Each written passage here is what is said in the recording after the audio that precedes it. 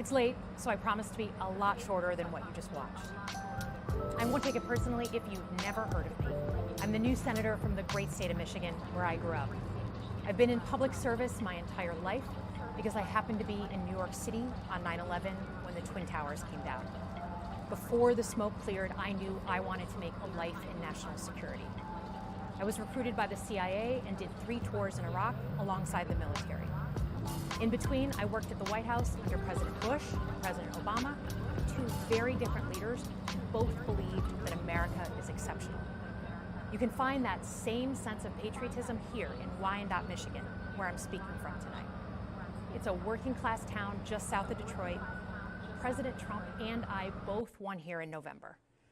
It might not seem like it, but plenty of places like this still exist across the United States. Places where people believe that if you work hard and play by the rules, you should do well and your kids should do better. It reminds me of how I grew up. My dad was a lifelong Republican, my mom a lifelong Democrat. But it was never a big deal because we had shared values that were bigger than any one party. We just went through another fraught election season. Americans made it clear that prices are too high and that the government needs to be more responsive to their needs. America wants change, but there's a responsible way to make change and a reckless way. And we can make that change without forgetting who we are as a country and as a democracy. So that's what I'm going to lay out tonight. Because whether you're from Wyandotte or Wichita, most Americans share 3 core beliefs: that the middle class is the engine of our country, that strong national security protects us from harm, and that our democracy, no matter how messy, is unparalleled and worth fighting for. Let's start with the economy.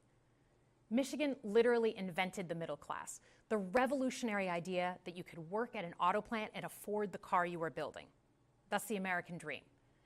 And in order to expand and protect the middle class, we have to do a few basic things. We need to bring down the price of things we spend the most money on: groceries, housing, healthcare. We need to make more things in America with good-paying union jobs and bring our supply chains back home from places like China.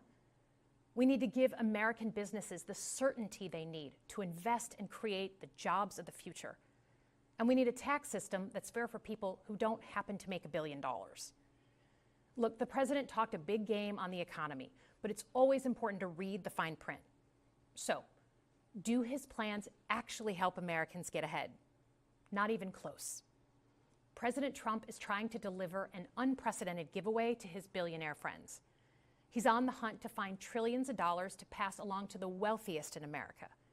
And to do that, he's going to make you pay in every part of your life. Grocery and home prices are going up, not down, and he hasn't laid out a credible plan to deal with either of those. His tariffs on allies like Canada will raise prices on energy, lumber, and cars, and start a trade war that will hurt manufacturing and farmers. Your premiums and prescriptions will cost more because the math on his proposals doesn't work without going after your health care. Meanwhile, for those keeping score, the national debt is going up, not down. And if he's not careful, he could walk us right into a recession. And one more thing. In order to pay for his plan, he could very well come after your retirement, the Social Security, Medicare, and VA benefits you worked your whole life to earn. The president claims he won't, but Elon Musk just called Social Security the biggest Ponzi scheme of all time. While we're on the subject of Elon Musk, is there anyone in America who is comfortable with him and his gang of 20-year-olds using their own computer servers to poke through your tax returns, your health information, and your bank accounts? No oversight, no protections against cyber attack, no guardrails on what they do with your private data. We need a more efficient government. You want to cut waste? I'll help you do it. But change doesn't need to be chaotic or make us less safe. The mindless firing of people who work to protect our nuclear weapons, keep our planes from crashing, and conduct the research that finds the cure for cancer, only to rehire them 2 days later? No CEO in America could do that without being summarily fired. Okay, so we've talked about economic security. How about national security? Let's start with the border. As someone who spent my whole career protecting our homeland, every country deserves to know who and what is coming across its border, period. Democrats and Republicans should all be for that. But securing the border without actually fixing our broken immigration system is dealing with the symptom and not the disease. America is a nation of immigrants. We need a functional system keyed to the needs of our economy that allows vetted people to come and work here legally. So I look forward to the president's plan on that. Because here's the thing, today's world is deeply interconnected. Migration, cyber threats, AI, environmental destruction, terrorism. One nation cannot face these issues alone. We need friends in all corners, and our safety depends on it. President Trump loves to say peace through strength. That's actually a line he stole from Ronald Reagan. But let me tell you, after the spectacle that just took place in the Oval Office last week, Reagan must be rolling in his grave. We all want an end to the war in Ukraine, but Reagan understood that true strength required America to combine our military and economic might with moral clarity. And that scene in the Oval Office wasn't just a bad episode of reality TV. It summed up Trump's whole approach to the world. He believes in cozying up to dictators like Vladimir Putin and kicking our friends like the Canadians in the teeth. He sees American leadership as merely a series of real estate transactions.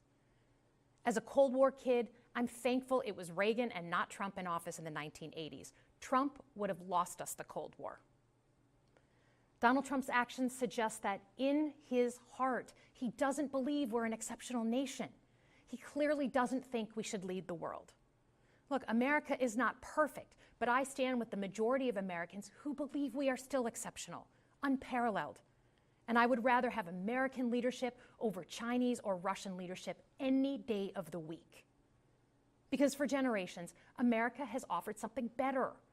Our security and our prosperity, yes, but our democracy, our very system of government, has been the aspiration of the world. And right now, it's at risk.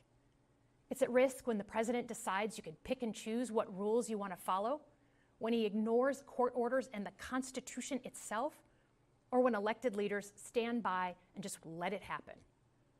But it's also at risk when the president pits Americans against each other, when he demonizes those who are different and tells certain people they shouldn't be included.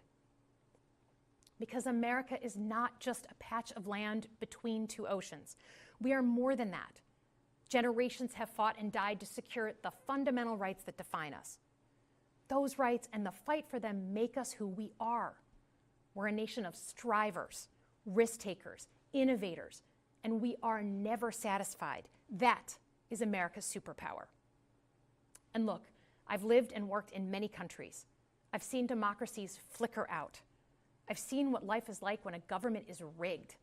You can't open a business without paying off a corrupt official. You can't criticize the guys in charge without getting a knock at the door in the middle of the night.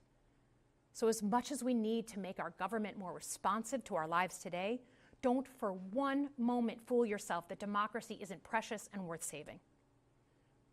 But how do we actually do that? I know a lot of you have been asking that question. First, don't tune out. It's easy to be exhausted, but America needs you now more than ever. If previous generations had not fought for this democracy, where would we be today? Second, hold your elected officials, including me, accountable. Watch how they're voting. Go to town halls and demand they take action. That's as American as apple pie.